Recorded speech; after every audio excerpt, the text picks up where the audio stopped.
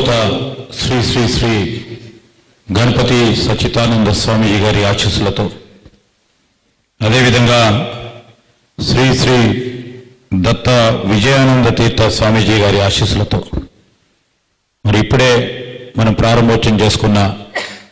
శ్రీ దత్త సభా మంటపానికి సంబంధించి గౌరవ ముఖ్యమంత్రి రేవంత్ రెడ్డి గారి చేతుల మీదుగా స్వామీజీ గారి ఆశీస్సులతో నాతో పాటు వేదికపై ఉన్న మా ప్రభుత్వ సలహాదారు వేం నరేందర్ రెడ్డి గారితో పాటు అనేక మంది ఈరోజు స్వామీజీ గారి భక్తులు,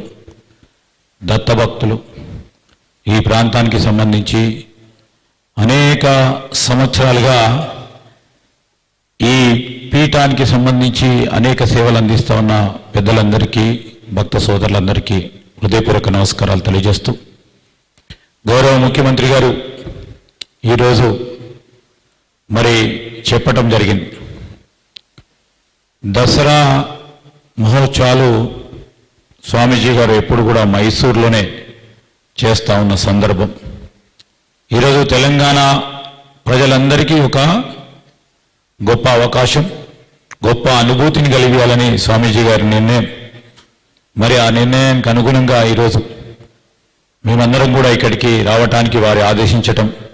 ప్రత్యేకంగా ముఖ్యమంత్రి గారిని తప్పకుండా రావాలే అని వారు మమ్మల్ని ఆదేశించటం, మరి వారి ఆదేశానుసారం ఈరోజు దత్తుని కృపతో మీరందరూ కూడా మరి బాగుండాలని, ఆశీస్సులు స్వామీజీ అప్పాజీ గారి ఆశీస్సులు ఎల్లప్పుడూ మన పరంగా ఉంటాయని ఈరోజు వారందరికీ కూడా తెలిసి, ఇప్పుడే పెద్దలు చెప్పినట్టు హీలింగ్ బై మ్యూజిక్, దాంతోపాటు హిందూ సాంప్రదాయ విలువలను మొత్తం యావత్ ప్రపంచానికి సంబంధించి, మన సమాజానికి సంబంధించిన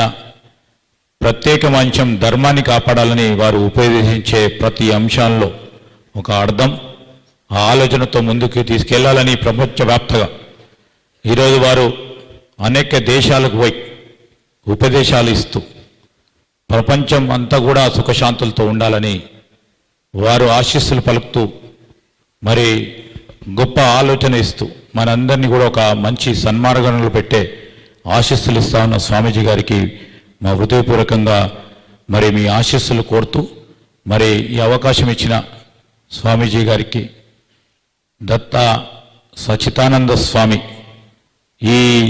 సమాజానికి సంబంధించిన పెద్దలందరికీ, మరి చిన్నస్వామి వారికి అందరికీ కూడా హృదయపూర్వకంగా వారి ఆశీస్సులతో